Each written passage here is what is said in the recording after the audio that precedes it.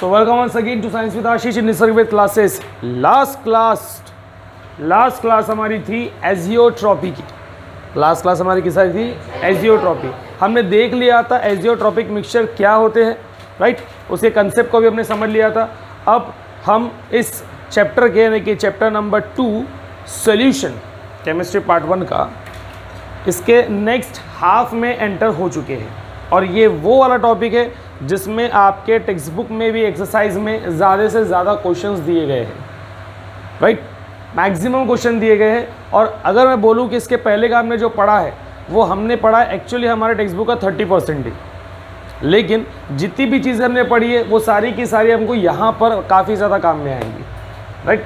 बस चलिए हम स्टार्ट कर रहे हैं इस टॉपिक को। आज हम लोग एक सब टॉपिक के साथ में कंप्लीट कर लेंगे। हमारे पास टाइटल यहाँ पर आया हो कौन सा? Colligative properties and determination of molar mass. Colligative property ये हमारा पहला टर्मिनोलॉजी है जो हमको समझना है। देन मोलर मास तो हम उसके पहले स्टडी कर चुके हैं। मोलर मास हमारे लिए नहीं हुए क्या भाई? ये बिल्कुल नहीं है, पुराना है वो, अपना आदमी है वो। लेकिन हमारे पास में जो टर्म आ रही है पहली कौन सी? Colligative property. कौन सी आ रही है? So first of all we have to study what do mean by colligative property. Colligative property, right. चलिए स्टार्ट करते हैं। देखिए हमारे पास में कोई भी अगर मैटर या कोई भी सब्सटेंस है, कोई भी मैटर है या फिर कोई भी सब्सटेंस है, तो बेटा उसकी दो इम्पॉर्टेंट कैटेगरीज हो सकती है। एक कैटेगरी उसकी होती है क्वालिटेटिव और दूसरा क्या होता है? क्वांटिटेटिव, ठीक है। एक होता है क्वालिटेटिव, दूसरा होता है क्वांटिटेटिव। हमने इसके पहले स्टडी किया हुआ है क्वालिटेटिव क्वांटिटेटिव, याद है ना, जब हमने कॉन्सेंट्रेशन ऑफ सॉल्यूशंस स्टडी किए थे, राइट। अब क्वालिटेटिव का जनरली मतलब कैसा? जैसे कि मैं बोलूँगा कोई एक पर्टिकुलर पर्सन है, मैं उसके बारे में गणना कर रहा हूँ, कैसे हैंडसम दिखता है, हाइट अच्छी है, हेल्थ अच्छी है ना। अगर मैं कोई मॉन्यूमेंट देखता हूँ, बहुत बढ़िया स्ट्रक्चर है, रिफ्लेक्टिंग है, ओल्ड एज का है लेकिन विंटेज लगता है, बड़ा सुंदर दिखता है वो, तो ये हो गई उसकी क्वालिटी। लेकिन बेटा हम लोग जब मेजरमेंट की बात करते हैं तो मेजरमेंट के लिए हमको चाहिए होती है काउंटिंग। क्या चाहिए होती है? काउंटिंग। कि भैया यहाँ से लेकर मैं यहाँ था, यहाँ से लेकर यहाँ तक पहुँचा, तो मेरे लिए जो काउंटिंग हो जाएंगी वो किसकी हो जाएंगी? किसकी हो जाएंगी काउंटिंग? डिस्टेंस की हो जाएंगी ना। तो मुझे काउंट करना पड़ेगा यहाँ से यहाँ तक मैंने कितना डिस्टेंस ट्रैवल किया। किलोमीटर के हिसाब से करो, मील के हिसाब से करो, कैसे भी करो। So we need counting. और काउंटिंग का मतलब क्या हो गया? हमको यहाँ पर क्वांटिटेटिव मेथड के ऊपर फोकस करना है। किसके ऊपर फोकस करना है? Quantitative, right. एक बार फिर से लिख देता। क्वालिटेटिव का मतलब हमारे पास में क्या हो जाएगा? जैसे कि शेप कैसा है, साइज़ कैसा है, उसकी डेंसिटी कैसी है, देन उसके बाद में उसके अंदर में शाइनिंग है क्या, शाइन है या नहीं, यानी कि लस्टरस है एक्सेट्रा। बट क्वांटिटी का मतलब हम लोग क्या करना है? यहाँ पर काउंट करना है। क्वांटिटी में हम लोग क्या करते हैं? काउंट करते हैं। और काउंट करने के बाद में होता है उसका मेजरमेंट। क्या होता है उसका? काउंट करने के बाद क्या होगा? उसका मेजरमेंट होगा। तो हमारे पास में जब सोल्यूशन बन रहा है तो सोल्यूशन के जो हमारे कंपोनेंट्स हैं, solute and solvents, solutes and solvents, किसी भी मान लेते हैं यहाँ पर अगेन वाटर है यानी कि सॉल्वेंट, इसके अंदर अगर मैं सॉल्ट डाल रहा हूँ, क्या डाल रहा हूँ बेटा? सॉल्ट डाल रहा हूँ। तो सॉल्ट डालने के बाद में इसके मैंने कितने नंबर ऑफ मोल्स डाले हैं, बराबर है कि नहीं? किसके अंदर में? इतने number of moles of water में, वाटर के इतने नंबर ऑफ मोल है, उसमें इतने नंबर ऑफ मोल्स ऑफ मैंने सोल्यूट डाला हुआ है। इस वजह से तो अपना सोल्यूशन कितना बना अपने को पता चलता है कि नहीं? मतलब अपने को क्या करना है? नंबर ऑफ मोल्स को काउंट करना है। नंबर ऑफ मोल बोलो या फिर नंबर ऑफ पार्टिकल्स बोलो, अपने को नंबर ऑफ मोल्स या फिर नंबर ऑफ पार्टिकल्स को क्या करना है? काउंट करना है। और वही होती है हमारी क्या बेटा? Colligative property. क्या होती है हमारी? चलिए तो कॉलिगेटिव प्रॉपर्टी जो है उसके बारे में हम लोग एक सिंपल सा स्टेटमेंट लिख लेंगे और फिर आगे बढ़ेंगे।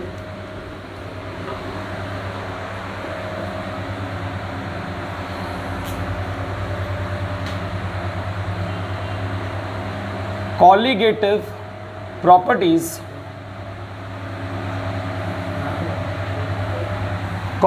properties are depends upon number of particle और नंबर ऑफ सॉल्यूट। क्या हो गया? नंबर ऑफ पार्टिकल या फिर number of solute in solvent to form solution. To form what? यानी कि किसके ऊपर डिपेंड है वो? नंबर ऑफ पार्टिकल्स बोलो या फिर number of moles of solute, या फिर क्या करो, नंबर ऑफ मोल्स बोलो। किसके बेटा? सॉल्यूट के। क्योंकि अगर मुझे सॉल्यूट का अगर नंबर ऑफ मोल्स पता है तो मैं उसमें से माइनस कर दूंगा, वो तो मुझे सॉल्वेंट के पता चल जाएंगे, है कि नहीं? दैट मच इजी, कोई बड़ी बात नहीं है। चलिए, तो ये कोलिगेटिव प्रॉपर्टी की आपको एक बात तो समझ में आ गई। अब इसके बाद दूसरी इंफॉर्मेशन जो तुमको देना चाहूँगा वो ये है, इसमें सॉल्यूट और सॉल्वेंट इनका फेज क्या कंसिडर करना है और वो कैसे रहेंगे, ये काफ़ी इंपॉर्टेंट है। हेनरीज और राउल्ट लॉ में हमने देख लिया था कि हमको सॉल्यूट कैसे लगते हैं, सॉल्वेंट कैसे लगते हैं, बराबर। हमने राउल्ट लॉ में तो दोनों लिक्विड ही लिया था, है ना, लिक्विड फेज ही लिया था ना, बराबर है कि नहीं? तो यहाँ पर हमको कौन सा लगेगा? तो मैं आपको बता दूँ कि आपके पास जो सॉल्यूट रहेगा बेटा नॉन वोलेटाइल। अब वो नॉन वोलेटाइल है, इसका मतलब हो गया वो सॉलिड भी रह सकता है, लिक्विड भी रह सकता है। सॉल्यूट कैसा चाहिए अपने को यहाँ पर? Non volatile. सॉल्यूट कैसा चाहिए? और सॉल्वेंट आपको चाहिए वोलेटाइल लिक्विड। क्या चाहिए वो? Volatile liquid. ये पहली रिक्वायरमेंट है हमारे कोलिगेटिव प्रॉपर्टी की। सॉल्यूट कैसा चाहिए बेटा? Non volatile. और सॉल्वेंट कैसा चाहिए? वोलेटाइल। दोनों लिक्विड रहे तो भी कोई प्रॉब्लम नहीं है अपने को। क्या ये बात ध्यान में रहेंगी? अरे रहेंगी क्या? अरे समझेगा क्या? कोई इशू है क्या इसमें? अरे समझा? आवाज़ कहाँ चली गई? ओके, सॉल्यूट बता दिया, सॉल्वेंट बता दिया। अब इसके आगे जो हम लोग पढ़ने वाले हैं उसके बारे में भी आप लोग को बता देता हूँ कि हमको कोलिगेटिव प्रॉपर्टी में कौन कौन सी प्रॉपर्टी स्टडी करनी है। तो देयर आर 4 प्रॉपर्टीज। कितनी प्रॉपर्टीज है? There are 4 properties. लिखेंगे there are 4 colligative properties. 4 colligative properties and what they are, हम लोग उसको लिस्ट कर देंगे यहाँ पे। सबसे पहली जो कोलिगेटिव प्रॉपर्टी हमारे पास में आती है वो आती है रिलेटिव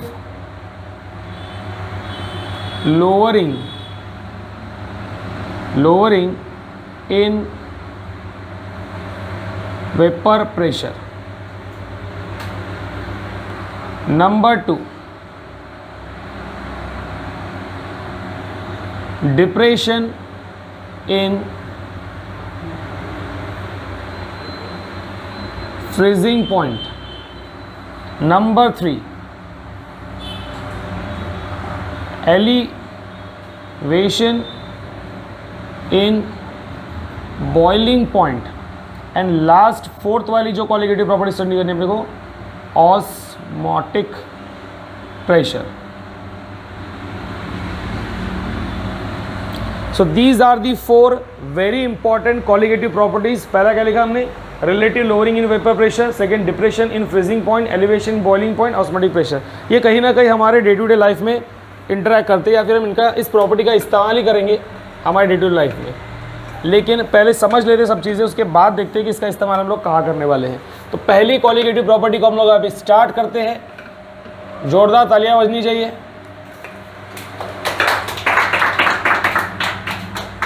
इनागुरेशन हो गया है। चलिए धन्यवाद। टाइटल डालेंगे relative lowering in vapour pressure. Relative lowering in vapour pressure. बेटे यहाँ से तुम लोग को डेरिवेशंस भी स्टडी करने हैं, यहाँ से तुम लोग को कंसेप्ट तो चला ही था, साथ ही साथ तुमको न्यूमेरिकल्स के लिए बहुत सारे फॉर्मूले अपने को मिलने वाले हैं। और ये सारी बात अगर अच्छे से समझ में आ गई जो यहाँ पे पढ़ाई जा रही है, तो तुम्हारे पास में ज़बरदस्त, एकदम ज़बरदस्त इन्फॉर्मेशन रहेंगी किसी भी प्रकार के क्वेश्चन को सॉल्व करने के लिए। बट कीप इन माइंड, इसके लिए पढ़ाई करनी पड़ती है, बस वहीं से शुरुआत थोड़ी सी गड़बड़ हो जाती है, नहीं तो बाकी सब जम जाता है। यहाँ पर मेरे पास में 3 टर्मिनोलॉजीज लिखी हुई है। एक लिखा है मेरे पास में वेपर प्रेशर, एक लिखा है मेरे पास में लोअरिंग, और एक लिखा है किसमें रिलेटिव।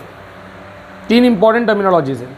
वेपर प्रेशर के बारे में राउल्ट्स लॉ ने अपने को चीख के चिल्ला के सुना दिया 10 बातें, और अपने को वेपर प्रेशर तो याद हो गया। किसी भी क्लोज कंटेनर के अंदर में जब कोई भी लिक्विड, वोलेटाइल लिक्विड वेपर बन के जाता है और अपने ही लिक्विड पार्टिकल के ऊपर में वो प्रेशर एक्सर्ट करता है ना, अगर प्रेशर अप्लाई करता है या फिर प्रेशर एक्सर्ट करता है, तो उसको हम लोग क्या बोलते हैं बेटा? Vapour pressure.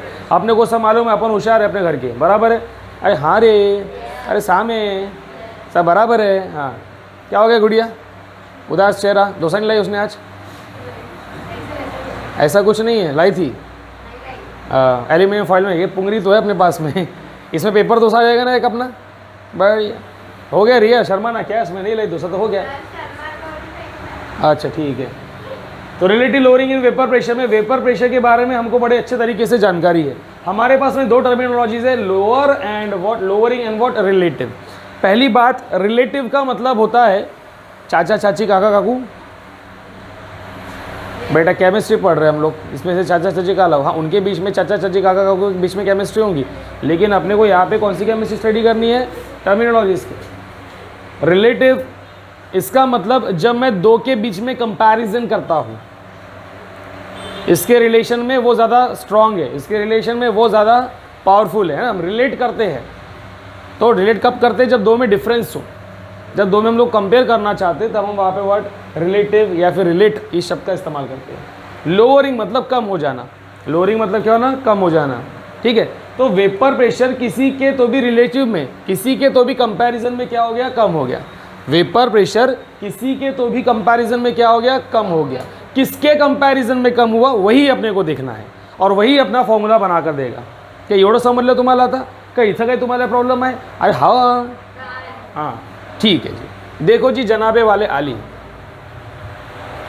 मैं यहाँ बिल्कुल उसी तरीके से जैसे हमने इसके पहले काफ़ी जगह पे स्टडी किया, 2 क्लोज कंटेनर ले रहा हूँ। क्या ले रहा हूँ मैं? 2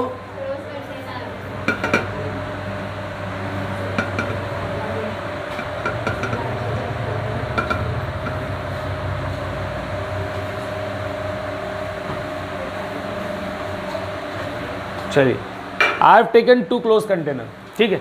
अब दोनों क्लोज कंटेनर में ऐसा है कि मैं दोनों के अंदर में क्या क्या चीज़ ऐड करने वाला उसको देखो। पहला जो कंटेनर है जिसको अपन नाम 1 दे सकते हैं, या फिर मैं इसको A दे दूंगा तो भी कोई इशू नहीं है, और इसको मैं देता हूँ क्या बेटा? B दे दिया।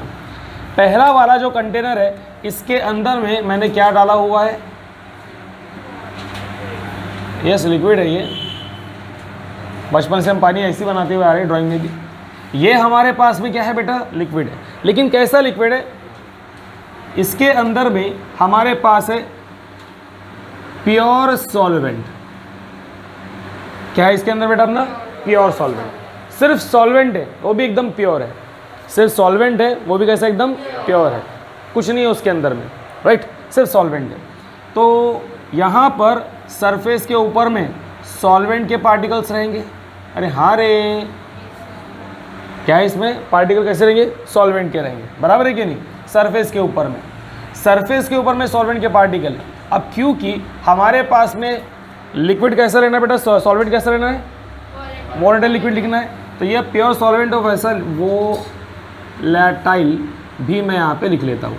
And because it is volatile it will form its vapours. इसके क्या बनेंगे? वेपर्स बनेंगे, है ना? इसके वेपर्स बनेंगे। और ये जो वेपर्स है आकर किसके ऊपर में फोर्स एक्सर्ट करेंगे रे?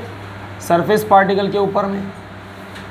अरे हाँ, सरफेस पार्टिकल के ऊपर प्रेशर एक्सर्ट करेंगे, और सरफेस पार्टिकल पे प्रेशर एक्सर्ट किया, वो भी खुद के ही पार्टिकल के ऊपर में, तो उसको हम लोग क्या बोलेंगे रे? उसका वेपर प्रेशर। क्या बोलेंगे उसका?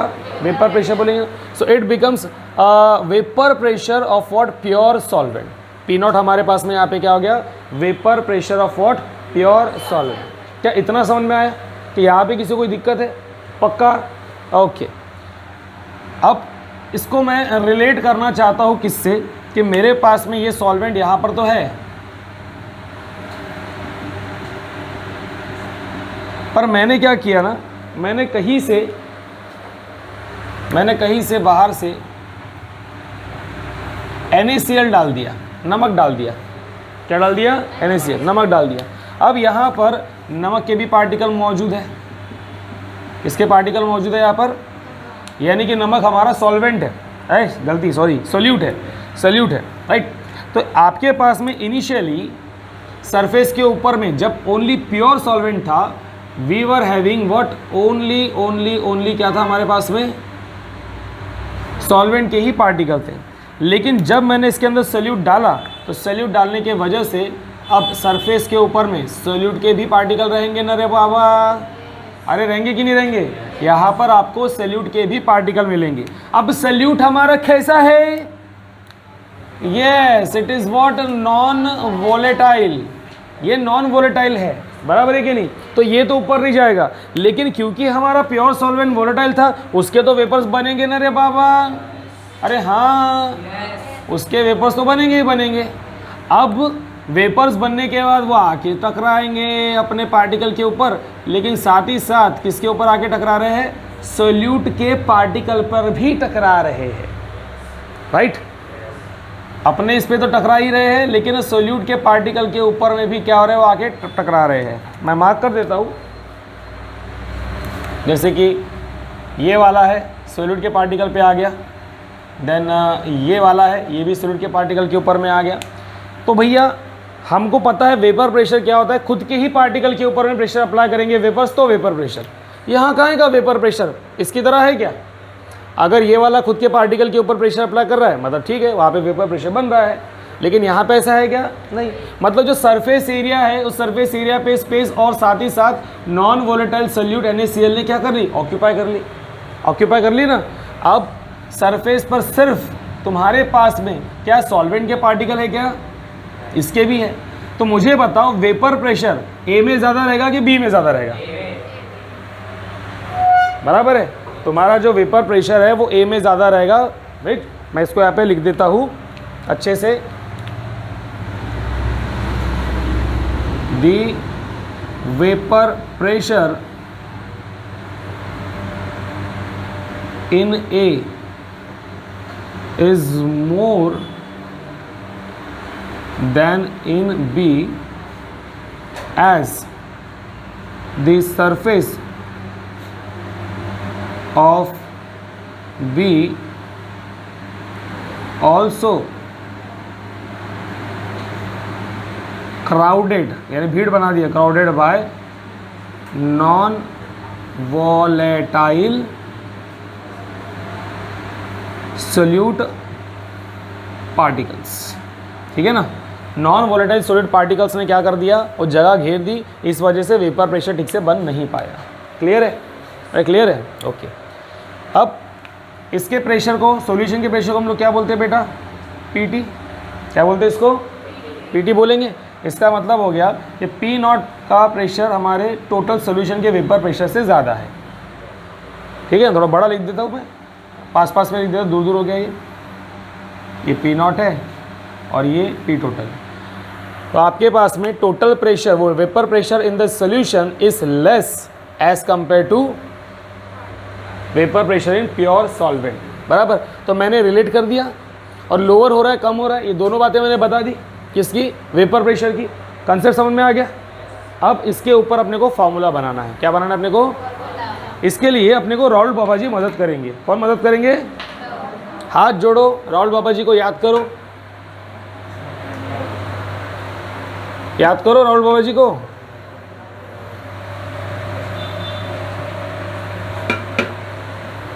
राहुल बाबा जी को याद करो ना। हो गया क्या? हम लोग स्टार्ट करें यहाँ पे किया डेरिवेशन। क्या स्टार्ट करें यहाँ पर? डेरिवेशन स्टार्ट करें। अपने को फॉर्मूला बनाने का है। आपको राइटअप आता है इसके ऊपर में डिटेल में बताने के लिए, राइट। राउल्स लॉ का यूज़ करके तुम इसका रिलेटिव लोअरिंग वेपर प्रेशर का फॉर्मूला बनाओ। डेरिवेशन में हमारे पास में सबसे पहले फ्रॉम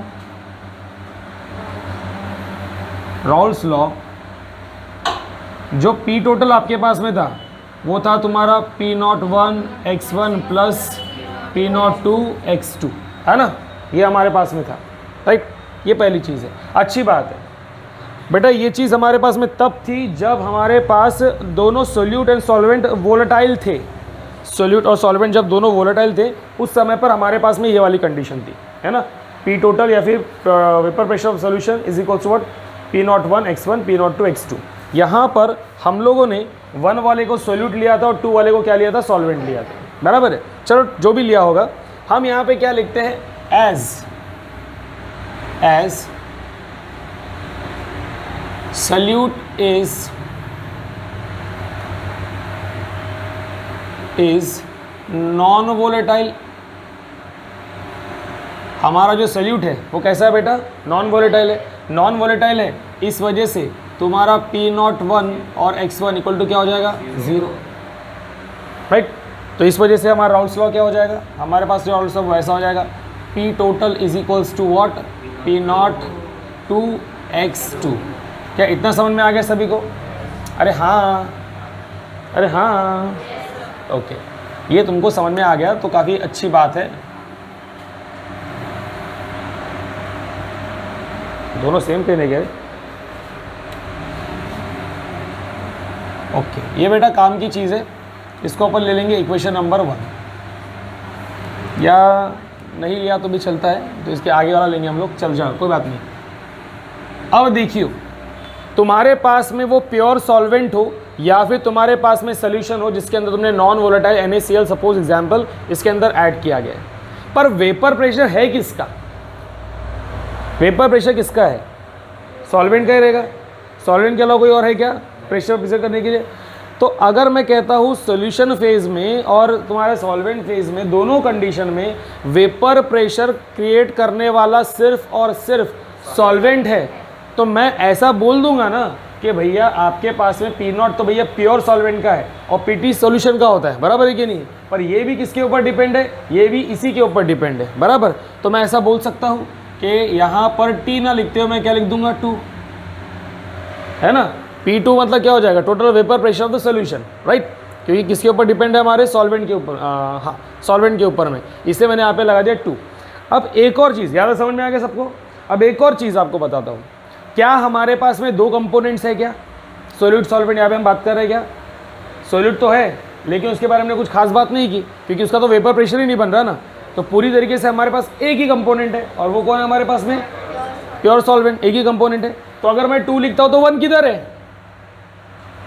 2 लिखता हूँ तो क्या है 1 किधर है, यही सवाल आएगा कि नहीं? तो आपके पास में जो नोट्स वगैरह है वैसे 2 लिखा तो कोई इशू नहीं है, कुछ फ़र्क नहीं पड़ता, लेकिन क्योंकि आपके पास कंपोनेंट एक ही है तो और दूसरा वाला कंपोनेंट कोई है ही नहीं, इस वजह से मैं इसको ऐसा लिख दूंगा, that is P1 is equals to P01 x1। चलेगा क्या? एक ही कंपोनेंट है मेरे पास में तो मैं इसको क्या लिख लूँगा, 1। तो मतलब ये हो जाएगा तुम्हारा P1 हो जाएगा टोटल वेपर प्रेशर, राइट, तुम्हारा P01 हो जाएगा vapour pressure of pure solvent, और x1 तुमको पता है मोल फ्रैक्शन, x1 क्या है, मोल फ्रैक्शन, किसका, हमारे पास में सॉल्वेंट का, किसका, सॉल्वेंट का। तो इतना लिखने की आवश्यकता नहीं है क्योंकि मुझे स्पेस चाहिए, मैं सोचता हूँ कि एक ही बार में पूरा का पूरा एक्सप्लेनेशन दे दूँ वो बेटर होता है। बस ये आपके टेक्स्ट बुक के लिए किया मैंने और कुछ नहीं है। तो ये इक्वेशन ना लेते हुए मैं इसके नीचे वाला इक्वेशन ले लूँगा। क्या इतना समझा रहे भैया जी? इसको ले लिया इक्वेशन नंबर 1। उसी तरीके से यहाँ पर भी मैं 1 लिख लेता हूँ और यहाँ PT के जगह P1 लिख देता हूँ, चलेगा ना? अरे हाँ रे, ओके, ये हो गया तुम्हारा पहला इक्वेशन, इसको अच्छे से ध्यान में रखो। अब क्योंकि बेटा हम रिलेट कर रहे, कंपेयर कर रहे, डिफरेंस दिखा रहे, पहला कितना था बाद में कितना हुआ, पहले कितना था बाद में कितना हुआ। मतलब हम लोग दोनों के बीच का चेंज उसमें से कैलकुलेट करके निकाल रहे हैं। तब जब चेंज डिफरेंस कंपैरिजन करते हैं तो हमारे पास में साइन क्या आ जाता है, delta. Delta is the symbol of change और डिफरेंस। अब यहाँ पर चेंज किस में नज़र आ रहा है, पहले वेपर प्रेशर ज़्यादा था, बाद में क्या हो गया, कम हो गया सॉल्यूशन बनने के बाद में। तो मेरे को यहाँ पे लेना पड़ेगा डेल्टा पी। क्या लेना पड़ेगा बेटा, डेल्टा पी। वेपर प्रेशर के लिए डेल्टा पी लूँगा। तो डेफिनेटली तुमको पता है बड़े में से छोटा माइनस करना होगा। बड़ा कौन है, पी नॉट। तो तुम्हारे को यहाँ पे पी नॉट 1 में से माइनस करना है किसको, P1 को। क्या ये समझ में आया तुम लोग को, है ना। Delta P is equals to क्या है, P01 माइनस P01, बराबर है, sorry delta P is equals to P01 minus P1। यहाँ पर आपके पास में ये क्वांटिटी छोटी है, ये क्वांटिटी बड़ी है, यही पे नज़र आ रहा है, ये बड़ी है इसलिए पहले लिखा, ये छोटी है ना, इसलिए उसको मैंने बाद में लिखा। क्या ये इक्वेशन दिमाग में आया आपने, यहाँ पे कोई दिक्कत है क्या, अरे पहले से अच्छे से बताओ, कोई दिक्कत है क्या, नहीं है ना, ओके। तो इसको भी एक दर्जा दे देते अपन इक्वेशन का, जिसको जहाँ पे इस्तेमाल करना होगा हम उसको इस्तेमाल करेंगे। इसको ले लेंगे equation 2। Now see you are having, where is लाल pen, you are having value of P1, है ना, वैल्यू ऑफ P1 है ना। तो वैल्यू ऑफ P1 है तो उसको मैं यहाँ पे पुट कर दूँ ना, तो क्या मिलेगा यहाँ पे, देयरफॉर यूजिंग, यहाँ हम लिखेंगे यूजिंग 1 in 2, इक्वेशन 1 को 2 में इस्तेमाल करो। देखो तुम्हारा जो डेल्टा पी है इज इक्वल्स टू, ये P01 तो एज सच वैसा का वैसे रहेगा बेटा, माइनस इस P1 की जगह क्या लिख दूंगा मैं, P01 x, ठीक है, सही है। अरे कोनो दिक्कत बा नहीं। देयरफॉर तुम्हारे पास में delta P is equals to, उसको बाद में लिखता हूँ मैं, दोनों में से क्या कॉमन निकलेगा, है ना, P01 कॉमन निकलेगा। सो P01 यहाँ पे बाहर आ गया, अंदर बचा 1 माइनस वॉट x, सही है। अरे सही है, यहाँ पे क्या आ जाएगा तुम्हारे पास में, डेल्टा पी। क्या यहाँ तक किसी को दिक्कत, अरे यहाँ तक किसी को परेशानी, ठीक है। अब देखियो, बट मेरे पास में जो आपके पास में x1 plus x2 equal to क्या होता है, 1, हाँ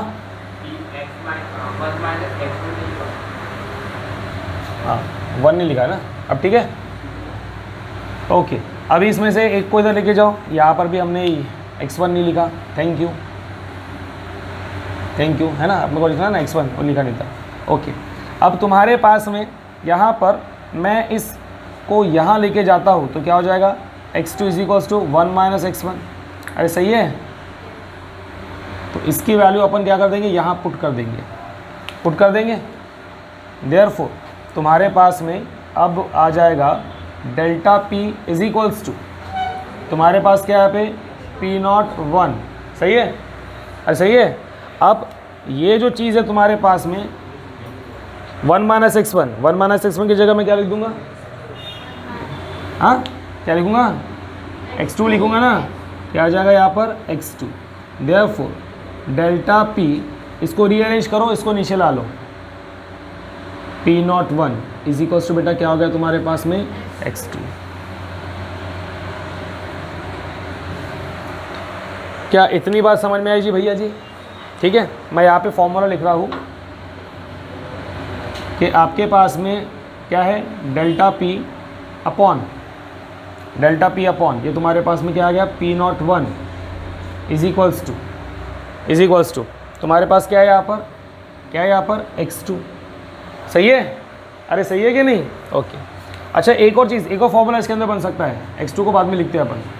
तुम्हारे पास में डेल्टा पी मतलब क्या होता है, रे delta P P01 minus P1 होता है कि नहीं, P क्या है हमारे पास में, P01 minus P1, delta P का मतलब क्या, P0 P माइनस 1 है कि नहीं, और नीचे में तुम्हारे पास में क्या रहेगा, P01, राइट। और ये पूरे का आंसर हमारे पास में क्या आ रहा है बेटा, x2 आ रहा है कि नहीं आ रहा है, x2, राइट। बस फॉर्मूला और बनते हुए चल रहा है, थोड़ा हम लोग और आगे बढ़ने वाले हैं, ठीक से देखो, जहाँ पे डाउट है वहाँ पे पूछ लेना।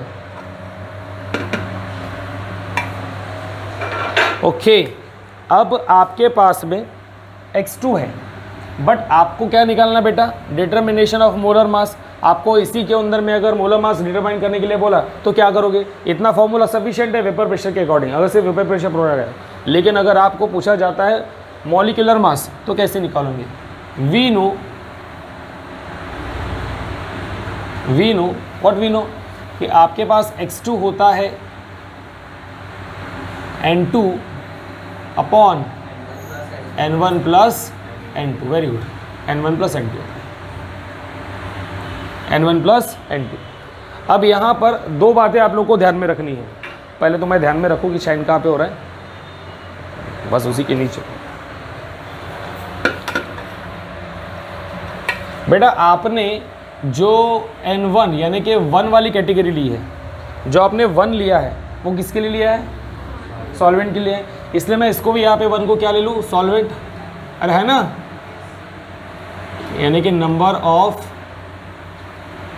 मोल्स ऑफ सॉल्वेंट, ठीक है। और आपके पास में n2 क्या रहेगा, number of moles of solute.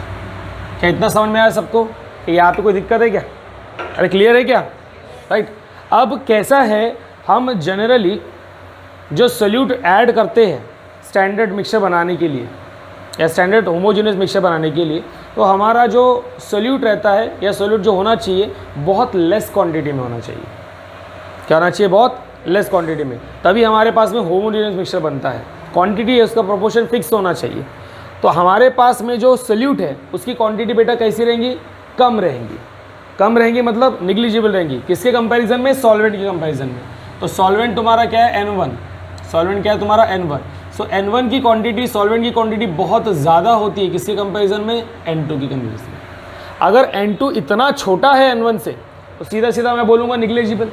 क्या बोलूँगा उसको, हम उसको नहीं कंसिडर किया तो भी चलेगा। तो यहाँ पे आपके पास में आ जाएगा, क्या आ जाएगा, कुछ अच्छे से देखो कि अगर मैं इसको निग्लिजिबल पकड़ूँ मतलब इसको हटा दूँ n2 को, तो यही ऊपर वाला रिलेशन यहाँ आएगा, x2 इज इक्वल्स टू क्या हो जाएगा यहाँ पे, n2 अपॉन n1 जैसा का वैसा प्लस n2 क्या है, निग्लिजिबल, उसको नहीं लिया तो चलेगा, अरे चलेगा ना, मुझसे बोलो बेटा, गर्दन तो काय भी हिलाती है। तो ये भैया हमारे काम की चीज़ है, ये हमारे काम की चीज़ है। इसको आप यहाँ पुट करो, इसका नंबर है 2 3, यहाँ लिखेंगे using in equation number 3, therefore आपके पास डेल्टा पी अपॉन क्या था 1 इज इक्वल्स टू, अब x2 की जगह क्या लिखेंगे बेटा अपन, n2 अपॉन n1, क्या लिखेंगे, n2 अपॉन n1। तो यहाँ पर ऐड कर देते हैं अपन n2 अपॉन n1, सही है, कर दिया ऐड मैंने, क्योंकि सब एक दूसरे के इक्वली आ रहे हैं।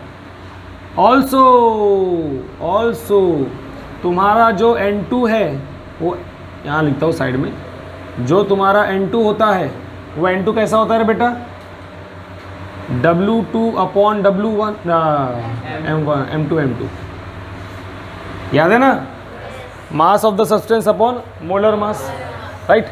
और उसी तरफ आपका जो n1 है वो क्या है बेटा, W1 अपॉन व्हाट, M1, सही है। हमारे पास n2 और n1 की वैल्यू है, यहाँ पे सब्स्टिट्यूट कर दो, therefore delta P upon P01 is equals to n2 की जगह आप लोग क्या लिख देंगे बेटा, W2 अपॉन M2, और यहाँ पे क्या आ जाएगा, W1 upon what, M1, and we all know that कौन कहाँ जाएगा, ये बंदो जाएगो नीचो और ये नीचे वाला बंदो ऊपर आएगो, अरे हारे, इज इक्वल्स टू तुम्हारे पास में ऊपर जो बचा है वो बचा है W2, क्या बचा है, W2, W2 के साथ कौन आ रहा है ऊपर में, M1, राइट, अपॉन नीचे में अपने पास में क्या है, W1 है ना, W1 है, उसके पास कौन जा रहा है, M2। हमारे पास में और इसमें एडिशन में आ जाता है W2 into M1 upon W1 into what, M2। क्या क्लियर हुआ? समझ में आ गया? तो बेटिया ये है हमारा रिक्वायर्ड लोअरिंग वेपर प्रेशर का कंप्लीट फॉर्मूला। इसमें से जो जो एलिमेंट अपने को लगते हैं न्यूमेरिकल सॉल्व करते समय पर, उसका हम लोग इस्तेमाल कर सकते हैं, और इसको रटने की आवश्यकता तो नहीं है, इसको रटने की आवश्यकता नहीं है। देखो एक बार वापस समझा दे रहा हूँ पूरा का पूरा टॉपिक होल एंड सोल। जो लोग लेट आए होंगे, सब पहले सब लोग बैठे हुए हैं, दिमाग से लेट आए होंगे, खाना दिमाग में भरता है फिर पेट में जाता है, क्या हो गया, अजीब ही। चलिए क्वालिटेटिव प्रॉपर्टी की हमने बात की है। क्वालिटेटिव प्रॉपर्टी हमारे पास में वो प्रॉपर्टी होती है जो पूरी तरीके से डिपेंड होती है नंबर ऑफ मोल्स या number of particles of solute in the solution, बराबर, या फिर सॉल्वेंट हम कितने से डाल रहे हैं, नंबर ऑफ पार्टिकल को, हम कितने नंबर ऑफ पार्टिकल को सॉल्यूट में डाल रहे हैं ताकि वो सॉल्यूशन बने। क्वालिटेटिव प्रॉपर्टी पढ़ते समय पर हम लोग को ध्यान देना पड़ता है कि जो सोल्यूट है वो कैसा होना चाहिए बेटा, नॉन वोलेटाइल, सॉल्वेंट कैसा होना चाहिए, वोलेटाइल लिक्विड होना चाहिए, राइट। नेक्स्ट हमने ये देखा कि हमारे पास में 4 टाइप की क्वालिटेटिव प्रॉपर्टी होती है। सबसे पहले हमारे पास में relative lowering vapour pressure, depression in freezing point, elevation in boiling point, and last one is what, osmotic pressure. ये हमारे पास में 4 क्वालिटेटिव प्रॉपर्टी है। नारियल फोड़ के शुभारंभ हमने किया relative lowering in vapour pressure का। हमने बताया रिलेटिव का मतलब कंपेयर करना होता है, वेपर प्रेशर लो हो रहा है कहीं तो भी, तो कंपेयर किया हमने क्या, पहले कंटेनर में ए में हमने क्या डाल दिया, सिर्फ सोल्यूट डाला, प्योर था, सॉल्वेंट डाला सॉरी, तो इसके सरफेस के ऊपर में सिर्फ और सिर्फ सोल्यूट के थे पार्टिकल्स, और वो जो वेपर बन के बाहर निकले थे वो आके इसी के ऊपर प्रेशर एक्सर्ट कर रहे थे। तो ये हो गया इसका प्योर कंडीशन में, सॉल्वेंट के प्योर कंडीशन में वेपर प्रेशर P01। अब जब मैं इसके अंदर में सॉल्वेंट ऐड किया तब ये सरफेस जो है ये ऑक्यूपाई हो गई थी, किससे ऑक्यूपाई हो गई थी, सॉलिड पार्टिकल से भी, इस वजह से वेपर प्रेशर ज़्यादा नहीं बन पाया। इसलिए हम बोलेंगे जो टोटल सॉल्यूशन का वेपर प्रेशर है it is less than what, vapour pressure of the solvent in pure condition, वो चीज़ हमने लिख दी। अब हमने इस्तेमाल किया हमारे राउल्ट बाबा जी का लॉ। राउल्ट बाबा जी बोलते P total is equal to what, P01 x1 plus P02 x2। अब हमारे पास में P1 x1 था क्या, सोल्यूट है ना, हमारे पास में क्या था, सोल्यूट था। अब सोल्यूट था तो हम लोग ने क्या किया, हमारे पास में सोल्यूट नॉन वोलेटाइल है इसलिए उसका वेपर प्रेशर बनेगा नहीं, तो 0 है ना, उसका मोल फ्रैक्शन ज़रूर रहेगा, लेकिन अगर P01 ही 0 हो गया तो पूरा ही 0 हो जाएगा गया, क्योंकि वेपर प्रेशर के लिए या फिर राउल्ट लॉ क्या करता है, वेपर प्रेशर के साथ में चलता है। नहीं है कि वेपर प्रेशर हट ऑफ सबको सालों को, किसी को अपन कंसिडर नहीं करेंगे। देन हमने यहाँ पर सिंपली 0 पुट कर दिया इसके जगह पर, तो ये गया, सिर्फ क्या बचा हमारे पास में P2, मतलब क्या बचा था हमारे पास में P is equal to P02 x2। लेकिन क्योंकि वेपर प्रेशर सोल्यूशन कंडीशन में भी, वेपर प्रेशर सोल्यूशन कंडीशन में भी जो है वो सिर्फ सॉल्वेंट का ही है, इस वजह से हमने यहाँ पे P टोटल के जगह लगा दिया क्या, P2। अब क्योंकि हमारे पास में एक ही कंपोनेंट है, as we are dealing with only one component, तो हमारे पास हम क्या कर देंगे, उसको 1 लगा देंगे, ऊपर वाले इक्वेशन को हमने 1 लगा दिया। अब क्योंकि हम लोग को डिफरेंस पता करना है, दोनों में रिलेट करना है, इसलिए मैंने डेल्टा P लिया, इसका ज़्यादा था P01 का तो उसको पहले लिखा, माइनस इसका कम था तो इसमें से इसको मैंने इसको माइनस कर दिया, राइट। तो वो चीज़ हमने यहाँ पे लिख ली, राइट। अब क्योंकि हमारे पास में P1 की वैल्यू है that is P01 x1 put कर दिया हमने। पुट करने के बाद में हमको ये भी पता है कि हम इसमें से कॉमन निकाल सकते हैं, कॉमन निकाल लिया P01, बचा अंदर में 1 माइनस x1। अब हमारे पास में मोल फ्रैक्शन का जो फॉर्मूला होता है x1 plus x2 equal to 1, मैंने x1 को उधर लेके गया, x2 is equal to 1 minus x1, तो वही चीज़ 1 माइनस x1 के जगह 1 माइनस x1 की जगह मैं क्या लिख दूँगा, x2, हेयर इट इज़, ये हो गया।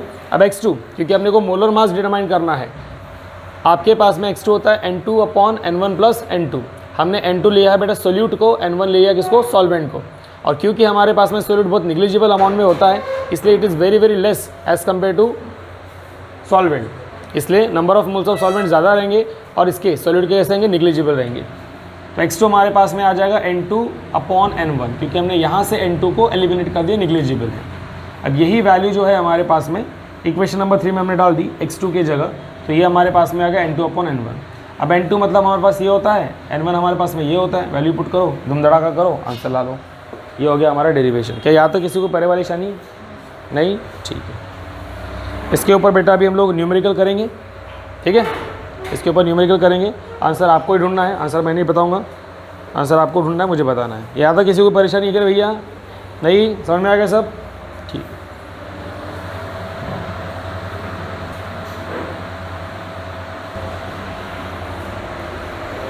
ओके, सी है हमारे पास में एक न्यूमेरिकल अभी नज़र के सामने है। बहुत ही सिंपल सा न्यूमेरिकल है, खुद ही सॉल्व कर सकते हो, मुझे बताने की ज़रूरत नहीं है। फिर भी एक बार पहला श्री गणेश करते समय पे आपके साथ में मैं सॉल्व करने की कोशिश करता हूँ। क्वेश्चन आपके पास में बड़ा ज़्यादा दिख रहा है आपको। The vapour pressure of a solvent is 6 × 10⁴ pascal when 0.1 kg of a solute is dissolve in 5 kg of the solvent. The vapour pressure of the solution becomes इतना, कितना? 5.6 × 10⁴ pascal. If the molar mass of the solvent is इतना, यानी कि 74 ग्राम पर मोल, तो भैया आपको बताना है सोल्यूट का मोलर मास कितना होगा। ठीक, समझ लेते हैं कि हमारे पास में एक बड़ा सा बीकर है। इस बीकर के अंदर में हमारे पास में क्या है? सॉल्वेंट है, कितना? 74 ग्राम। इसके अंदर में जो सॉल्वेंट है वो कितना है? 74 ग्राम। नहीं, हमारे पास सॉल्वेंट क्या है? 0.5 kg, कुछ भी लिखता हूँ मैं। 0.5 kg का हमारे पास में क्या है बेटा? सॉल्वेंट है। अब 0.5 kg सॉल्वेंट है, मास दिया गया है, मतलब क्या रहेगा? W1 सॉल्वेंट का है ना, तो हम लोग क्या लिखेंगे यहाँ पर? सबसे पहला W1 दिया गया है। W1 कितना दिया गया बेटा? 0.5 kg। 0.5 kg। When 0.1 kg of solute is dissolve, तुम्हारे पास में इसके अंदर में सल्यूट डाल दिया जा रहा है और वो कितना है? 0.1 kg, मतलब क्या हो जाएगा? W2, सही है ना? सो W2 is your what? 0.1 kg। 0.1 kg। क्या यहाँ तक किसी को दिक्कत है? फिर बोलते हैं vapour pressure of a solvent is, solvent, सिर्फ सॉल्वेंट बोला है मतलब वो प्योर सॉल्वेंट है कि नहीं? और प्योर सॉल्वेंट के लिए लोग क्या लिखते बेटा? P01 लिखते ना, और वो कितना दिया है? 6 × 10⁴ पास्कल। ठीक, ये आपके पास में दिया गया है। अगर ऐसा करते हैं कि भैया मेरे पास में इतना मास का 0.5 मास का सॉल्वेंट है, उसमें मैं एक 0.1 kg का सोल्यूट डालता हूँ, और उस कंडीशन पे अगर मेरे पास में सिर्फ प्योर सॉल्वेंट की इतना अगर वेपर प्रेशर होगा 6 × 10⁴ पास्कल, तो सोल्यूशन बनने के बाद में जो वेपर प्रेशर बनता है सोल्यूशन बिकम्स कितना? इतना, यानी कि pressure in solution P1 is equals to, बराबर है कि नहीं? कितना है यहाँ पर? 5.6 × 10⁴ पास्कल। कम हो गया ना? प्योर का कितना था? 6 था, यहाँ पे 0.4 से कम हो गया, दिख रहा है? न्यूमेरिकली खुद ही बता रहा है अपने को। इतना है तो आपको करना है 2 वाला फाइंड। आपको 2 वाला फाइंड करना है। What is the molar mass of the solute? Molar mass of the solute क्या है? मोलर मास मतलब क्या रहेगा? सोल्यूट का M2, वो निकालना है। लेकिन एक और चीज़ जो आपके पास में दिया गया है, molar mass of solvent. Molar mass of solvent मैं यहाँ लिख देता हूँ, M1 हो जाएगा वो 74 ग्राम पर मोल, या फिर मोल इनवर्स।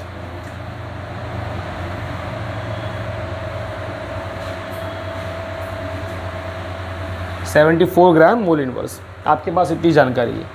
आपके पास में P01 है, P1 है, राइट? डेल्टा P वगैरह इस्तेमाल करने की ज़रूरत ही नहीं है। सो आप कौन सा फॉर्मूला इस्तेमाल करोगे? P01 - P1 upon P01, right? और इसके इक्वल में आपके पास में W और M दिए गए हैं, तो आप कौन सा इस्तेमाल करोगे? ये वाला, बराबर है कि नहीं? सिंपल ही मुझे क्या करने का है, ये फॉर्मूला और ये फॉर्मूला, ये दोनों इक्वल करके लिखने हैं। अरे समझा क्या? सॉल्यूशन यहाँ लिख देंगे। फ्रॉम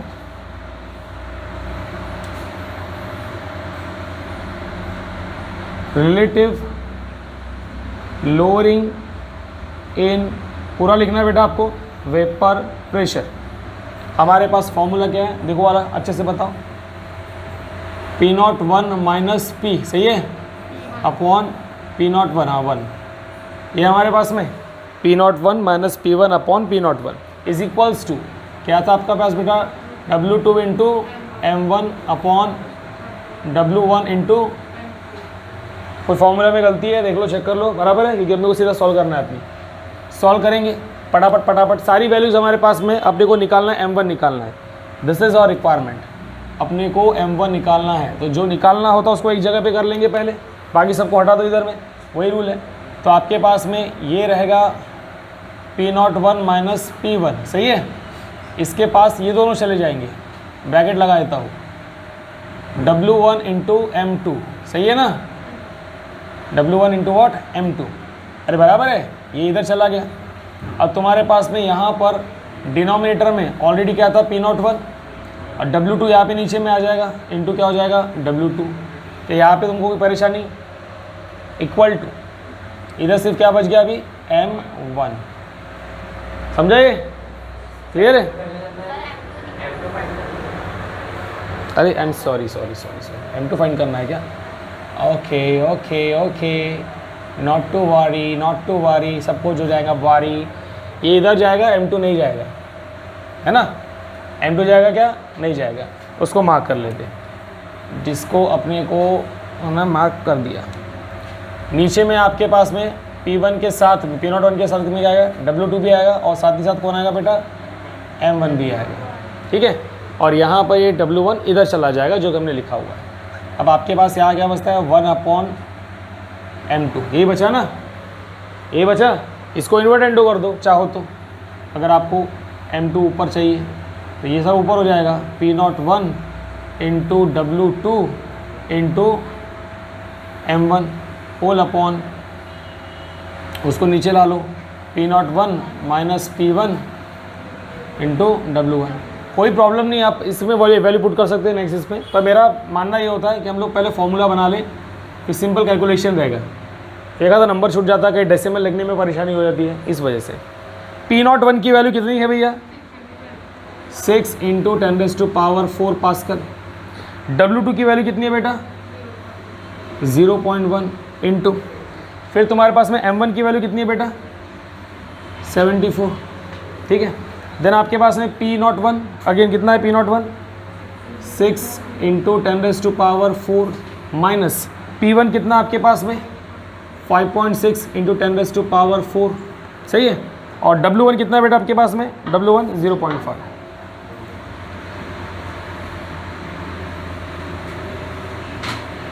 ओके, ऊपर में तुम्हारे पास में 6 इंटू 10⁴ है, 0.1 इंटू 74 क्या हो जाएगा, 7.4, है ना। ओके, नीचे में 6 में से इतना गया, 0.4 बचेगा, अरे हाँ ना, 0.4 बचेगा। और यहाँ पर तुम्हारे पास 10⁴ इंटू 0.5 के, यहाँ तक किसी को दिक्कत नहीं ना, तो आपके पास 10⁴ 10⁴ क्या हो जाएगा, कैंसिल हो जाएगा, सही है। एक और चीज़, नीचे में 2 पॉइंट दिख रहे हैं तुम लोग को, ऊपर में 100 से मल्टीप्लाई कर दो, है ना, तो मेरे पास हो जाएगा 6 इंटू 7.4 इंटू 100, और नीचे के पॉइंट चले जाएंगे, तो 4 इंटू 5 दिखेगा, 4 5 कितना होता है 20, बराबर है कि नहीं। ओके, अब सिंपल इसको 0 काटो या फिर इसको काटो, 21 जा 20 कितने जा 5 जा, तो आपके पास अभी 6 इंटू 7.4 इंटू 5, निकालो आंसर, जल्दी बताओ।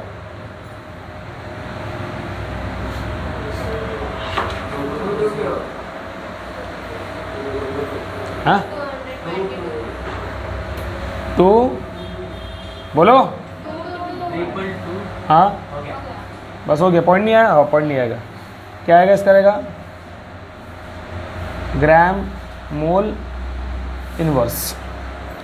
है सिंपल प्रॉब्लम ये, अरे हाँ रे, ठीक है, इसको क्लिक कर लो।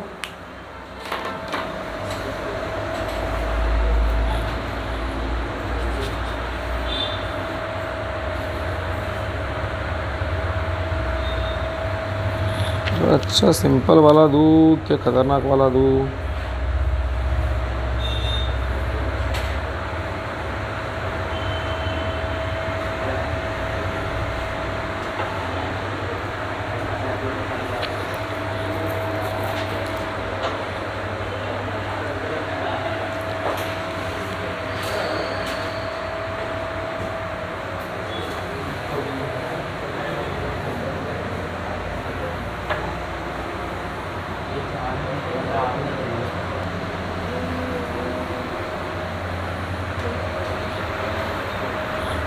चलो देखिए, हमारे पास अभी ये नेक्स्ट दूसरा वाला न्यूमेरिकल है, उसी की तरह है, फॉर्मूला भी वैसे ही लग जाएगा जहाँ तक, और थोड़ा सा अलग दिया गया है क्योंकि तुमको इसके अंदर थोड़ी मशागत करनी है गिवन कंडीशन को निकालने के लिए।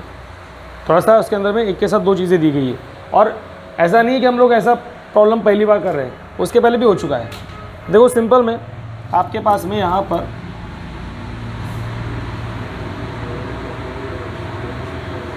देखो क्या क्या चीज़ गिवन है, अच्छे से देखो। At 300 kelvin the vapour pressure of water is 1.2 into 10⁴ pascal. फिर उसके अंदर में 8 into 10⁻³ kg of oxaloacetic acid डाला गया, ठीक है, एज अ सोल्यूट। डिजोल्व किया मतलब सोल्यूट, बराबर है कि नहीं। तो हमारे पास में सॉल्वेंट कौन हो गया, वाटर, है कि नहीं। हमारा सॉल्वेंट जो है वो वाटर है, और ऑक्जेलो एसिड जो है वो क्या हमारा सोल्यूट है, ठीक है। क्या लिख देता हूँ मैं, वाटर है आपका सॉल्वेंट, और ऑक्जेलो एसिड क्या है आपका सोल्यूट। अरे हाँ रे, ठीक है, ये चीज़ हो गई है। फिर क्या बोलते हैं, डिज़ोल्व किया गया ऑक्जेलो एसिटिक एसिड को इतने वॉल्यूम ऑफ वाटर में, आपको वॉल्यूम दिया गया है, क्या दिया गया है, ऑफ वाटर में, एट द सेम टेम्परेचर, उसी टेम्परेचर पे 300 डिग्री पे। Calculate vapour pressure of the solution, आपको vapour pressure of the solution करना है। चलो पहले गिवन कंडीशन लिख लेते हैं। यहाँ पर आपके पास में W1 दिया गया है, नहीं, हाँ आपके पास में W1 नहीं दिया गया है। आपको बोला गया है कि वेपर प्रेशर ऑफ वाटर, यानी कि वाटर प्योर सॉल्वेंट है, तो P01 आपका आ जाएगा 1.2 इंटू 10⁴ पास्कल, ठीक है ना। यूनिट से ध्यान रखियो, इतना है, इतने kg ऑफ ऑक्जेलो एसिडिक को उसके अंदर में डिज़ोल्व किया है वाटर के अंदर में। सो ये ऑक्जेलो एसिटिक एसिड क्योंकि आपका सोल्यूट है, तो उसका वेट क्या हो जाएगा बेटा, W2, है ना, W2। और वो कितना दिया है आपके पास में, 8 इंटू 10⁻³ kg, ये आपके पास में दिया गया है, ठीक। इन 700 सेंटीमीटर क्यूब ऑफ वाटर, यानी volume of solute, volume of solute आपको कितना दिया गया है, 700 सेंटीमीटर क्यूब दिया गया है, क्यूब दिया गया है, ये आपके पास में वॉल्यूम है, ठीक है ना। आपके पास मोलर मास दिया गया है ऑक्जेलो एसिटिक एसिड का। मोलर मास मतलब बेटा आपका हो जाएगा M2, कितना दिया ये, 63 ग्राम मोल इनवर्स, ये आपको मोलर मास दे दिया गया M2 का, यानी कि ऑक्जेलो एसिटिक एसिड का। तो भैया मोलर मास ऑफ वाटर क्या रहता है, मोलर मास ऑफ वाटर 18 ग्राम। हो गया, हो गया, चकाचक में सब चीज़ें हो गई। अब क्या करना है आपको, क्या बोलते हैं वो, हाँ किसका, अरे सोल्यूट लिखा गया मैंने, सॉरी ऐसा, गुड। हमको सॉल्वेंट का दिया गया, क्या फाइंड करने के लिए बोला है आपने को, calculate the vapour pressure of the solution. Vapour pressure आपको निकालना है सोल्यूशन का, यानी कि आपके पास में P1 की वैल्यू नहीं है, आपको ये निकालनी है। लेकिन साथ ही साथ एक चीज़ देखो, मेरे पास में W2 है, M2 है, मेरे पास M1 है, पर क्या मेरे पास में M1 M2 है, पर क्या मेरे पास में W1 है, क्या W1 है, क्या नहीं है। मतलब मुझको यहाँ पर W1 भी क्या करना है, कैलकुलेट करना है। दो चीज़ें मुझे करनी है यहाँ पे, बराबर है, क्या कैलकुलेट करना है, W1 निकलेगा तभी तो ना हम उस फॉर्मूले में वैल्यू पुट करेंगे, तभी तो ना हमारा वो P1 निकलेगा, राइट। ठीक है, चलिए स्टार्ट करते हैं, सोल्यूशन स्टार्ट करते हैं। सोल्यूशन, आपको पहला काम पड़ेगा W1 का, है ना, पहला किसका काम पड़ेगा, W1 का। तो कैसे निकालेंगे, अपने पास में वॉल्यूम दिया गया, अपने को पता है डेंसिटी इज इक्वल्स टू क्या होता है बेटा, मास अपॉन वॉल्यूम, ठीक है ना। अच्छा, देयरफॉर ऊपर ही आ जाते हैं, देयरफॉर आपके पास में वाटर की डेंसिटी कितनी होती है बेटा, कितनी होती है, डेंसिटी ऑफ वाटर 1 पकड़ देना अपन, 1 इंटू कितना भी पावर लगा दो बाद में, अब कुछ फ़र्क नहीं पड़ता। तो 1 तुम्हारे पास है वाटर की डेंसिटी, राइट।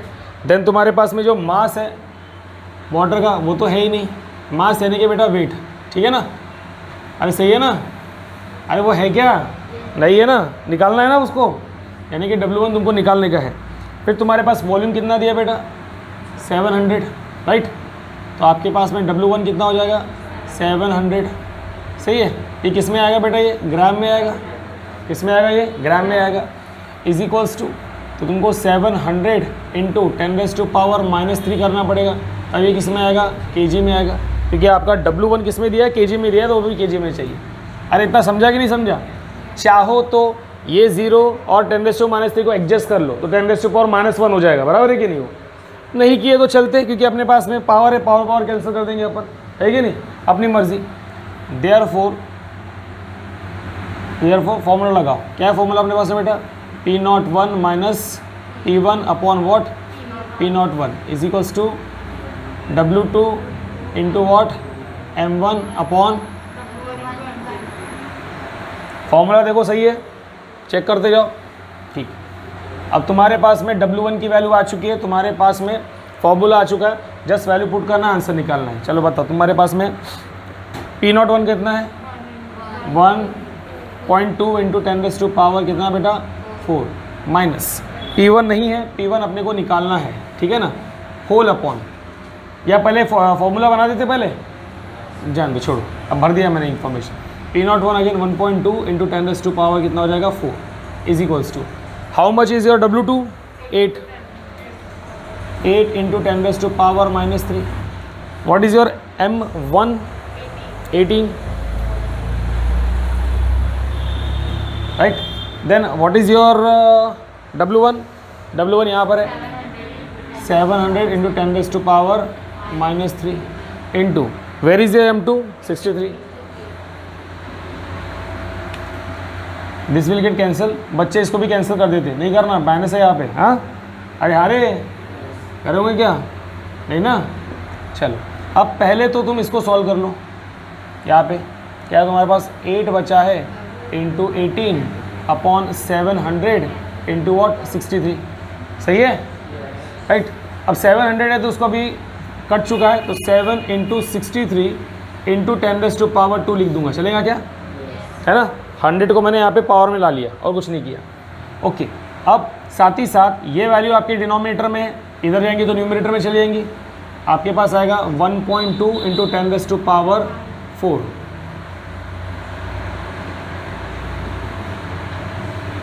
अरे हाँ रे, ठीक है। सो आपके पास यहाँ क्या बचा है 1.2 इंटू 10⁻⁴ माइनस P1। बेटा इसको डिवीजन में मत लेके जाना, प्लस माइनस रहा तब ऐसा नहीं होता, मालूम है तुम लोग को। इसको मुझे आखिरी में ले जाना पड़ेगा माइनस करने के लिए, बराबर है। इसके लिए क्योंकि आपके पास यहाँ पे 10⁻⁴ है, यहाँ पर भी 10⁻⁴ है, इन पावर को मत छेड़ो, इन पावर को छेड़ना नहीं है। बाकी तुमको जो करना है तुम लोग यहाँ पे कर सकते हैं, ठीक है क्या। अरे हाँ रे, तो अब मैं क्या करता हूँ, यहाँ पर कैलकुलेशन करता हूँ। चलो मैं क्यों करूँ, तुम लोग बताओ, जल्दी से बताओ, इसको सॉल्व करो। नीचे में 10⁻⁻ वैसे रखूँगा मैं, 10⁻² को नहीं छेड़ रहा हूँ। 18 इंटू 8 कितना होता है, 18 इंटू 8 इंटू 12, नहीं ऊपर वाले का 1, तीनों को मिला के जल्दी करो, 8 तीनों को मिला के कितना 172.8 इंटू 10⁻⁴, सही है। तीनों को मल्टीप्लाई किया, 63 इंटू 7 बताओ, हाँ 441, 21 का स्क्वायर हो गया वो। अरे बराबर है इतना ना। सॉल्व करो, ये इसको डिवाइड करो, कितना आंसर आता बताओ मुझको।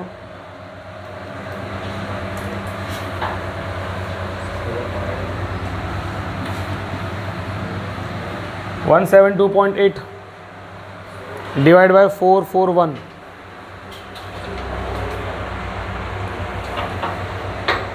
एक काम करो, कैलकुलेशन डिफिकल्ट भी हो सकता है, इससे सिंपल ही मैं पावर सेम कर देता हूँ, देखेंगे इसका क्या करना है बाद में, ठीक है।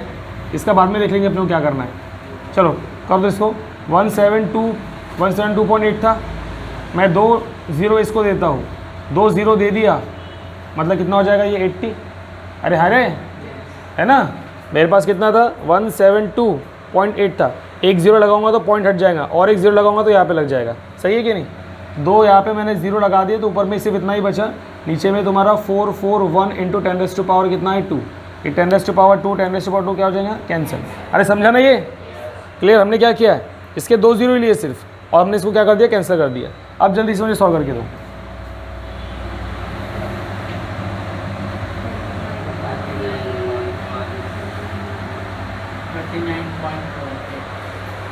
कैलकुलेटर से कितना आया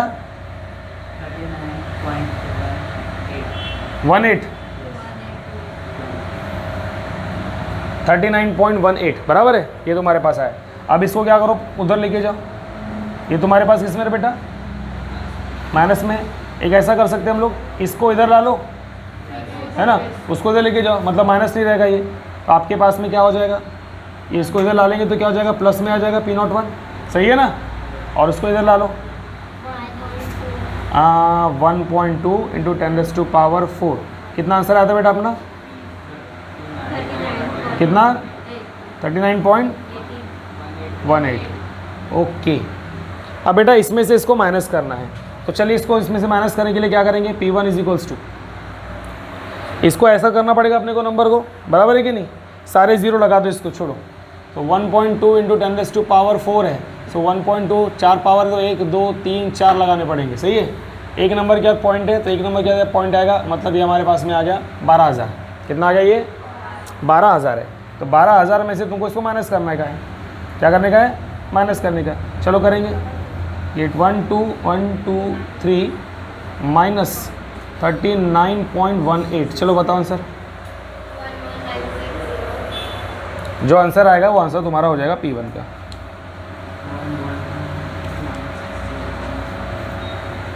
ठीक, वो रहेगा तुम्हारे पास्कल में, जम जाएगा न्यूमेरिकल अभी, अरे कर लोगे क्या, ओके।